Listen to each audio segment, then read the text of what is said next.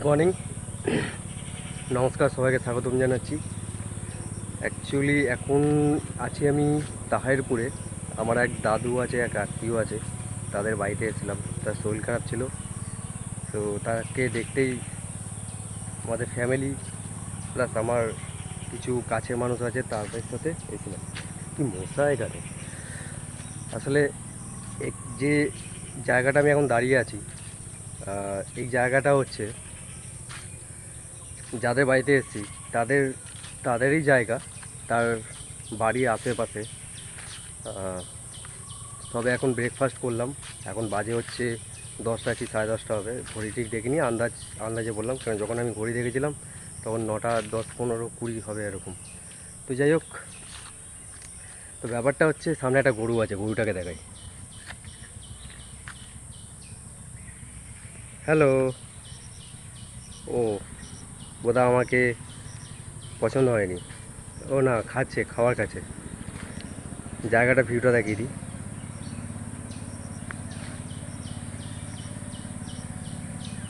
এই জায়গাটা করে আমি এখন আছি, পাশেই একটা মোটর চলছে,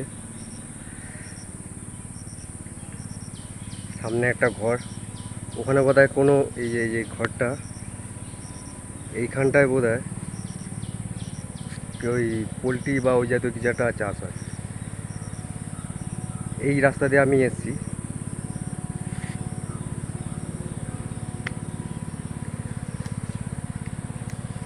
এখানে একটু চাষাবাদ হচ্ছে, একটা দেখাচ্ছি আপনাদের।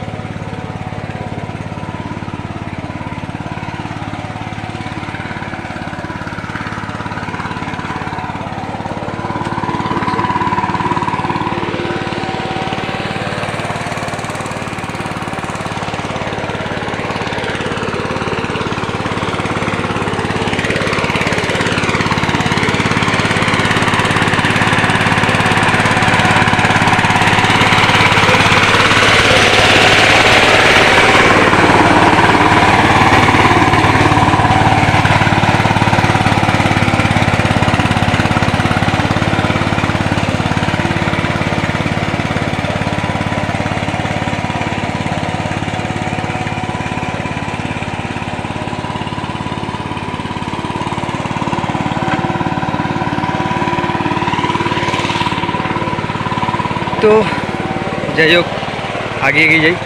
তো যেটা বলছিলাম যে আমাদের মাইন্ড, বডি, এগুলোকে অ্যাক্টিভ রাখার জন্যে নেচার খুবই একটা জরুরি বিষয়। কিন্তু আমরা টাকার পিছনে দৌড়াতে দৌড়াতে বাস্তবিকভাবে বাঁচতে ভুলে গেছি। দেখুন, টাকাটা জরুরি আছে, বেঁচে থাকার জন্যে টাকাটা অবশ্যই জরুরি। আপনি যে ডিভাইসটা বা আমি যে ডিভাইসটা ব্যবহার করছি সেটার জন্য টাকা খুব জরুরি, কিন্তু ব্যাপারটা হচ্ছে একটা নিড যেটুকুনি, সেইটুকুনির জন্যে টাকাটা খুবই জরুরি। কিন্তু যদি ডিজায়ারের কথা বলা যায়, ডিজায়ার কোনো দিন শেষ থাকে না, ডিজায়ার কোনো দিন শেষ হয় না। আপনি যখনই কোনো ডিজায়ার ফুলফিলিং করবেন বা তার পিছনে সময় দেবেন, এনার্জি দেবেন, টাইম দেবেন, তারপর সেইটা অ্যাচিভ করার পরে নেক্সট গোল তৈরি হয়ে যায়, নেক্সট ডিজায়ার ফুলফিল করার জন্য আমরা দৌড়াতে থাকি। একটা সময় আসবে এই ডিজায়ার ফুলফিল করার চক্করে আমরা জীবনকেই বাঁচতে ভুলে যাই, এবং একটা সময় আসে, যখন বৃদ্ধ বয়স আসে, তখন আফসোস ছাড়া কিছুই থাকে না। যখন আমরা পিছনে ফিরে তাকাই যে জীবনে আমরা কী করলাম, তখন সত্যিই আর কিছু করার থাকে না। তখন খালি আফসোস করতে হয়, কাঁদতে হয়, দুঃখ পেতে হয়। সারা জীবন তো দুঃখ চলতেই থাকে, কিন্তু সে সময় তো ফিরে আসে না। জীবনে সব কিছুই আপনি ফিরে পাবেন, কিন্তু হয়তো ফিরে পেতে পারেন, কিন্তু সময় এমন একটা জিনিস যেটা আপনি কখনো ফিরে পাবেন না। তাই জীবনকে বাঁচুন, কাটাবেন না। জীবনকে ভালোভাবে বাঁচুন, শান্তিপূর্ণভাবে বাঁচুন, জীবনকে উপভোগ করুন। আপনি অলরেডি একজন যোদ্ধা, আপনি অলরেডি পেরিয়ে এসছেন, আপনি অলরেডি একজন উইনার, আপনি অলরেডি একজন বিজয়ী। জন্ম নেওয়াটা একটা সবথেকে বড় জয়ের কি বলবো, উম, আপনি ভাবুন কোটি কোটি শুক্রাণুর মধ্যে আপনার আপনি যে শুক্রাণুটা, সেটা সেই রেস থেকে আপনি জিতে এসেছেন।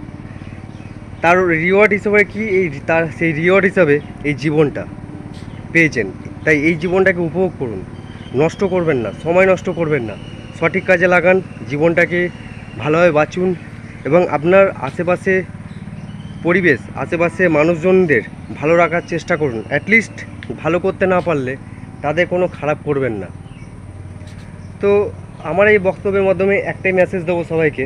দুটো কারণ আছে, দুটো বিষয় আছে, দুটো মেসেজ আছে। প্রথম হচ্ছে, প্রথমে নিজের মন শরীরকে ভালো রাখুন, তারপরে যদি সময় থাকে তাহলে অন্যদের নিয়ে একটু ভাবুন, অন্যদের নিয়ে একটু ভালোভাবে বাঁচার চেষ্টা করুন, ভালো রাখার চেষ্টা করুন।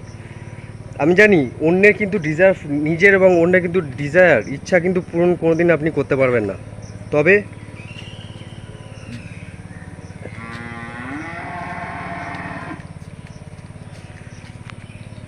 তবে বেঁচে থাকার জন্যে যেটুকু প্রয়োজন সেইটুকুনি জোগাড় করুন, সেইটুকুনি তো করতেই হবে। তো চেষ্টা করুন আশেপাশে মানুষদের ভালো রাখার এবং তাদেরকে সুস্থভাবে রাখার, তাদের সাথে হেসে খেলে খুশিতে কিছু সময় স্পেন্ডিং করা, সেই সময়টুকু রাখা দরকার। নিজের জন্যে, অন্যের জন্যে সব কিছু করা দরকার। তো এই হচ্ছে বিষয়, দুটো মেসেজ। প্রথম হচ্ছে নিজেকে ভালো রাখুন, দ্বিতীয় হচ্ছে অন্যকে ভালো রাখুন। অ্যাটলিস্ট ভালো না করতে পারলে খারাপ করবেন না। তো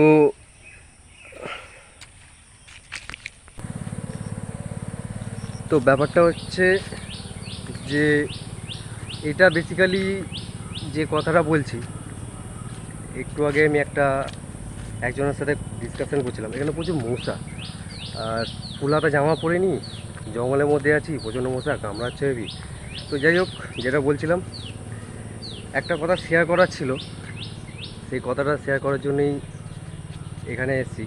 সেটা হচ্ছে, আমরা যখন শহর এলাকায় থাকি বা শহরের আশেপাশে থাকি, বহু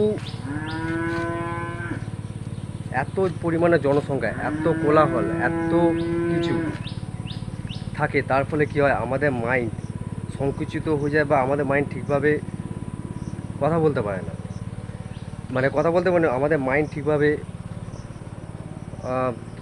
ওপেননেস হতে পারে না, আমরা যখন কোনো ফাঁকা জায়গা থাকি, নেচারের মধ্যে থাকি, আমাদের ব্রেন ভালোভাবে কাজ করে, আমাদের মাইন্ড ওপেন হয়ে যায়, ক্রিয়েটিভ আইডিয়া আরও বেশি করে আসে।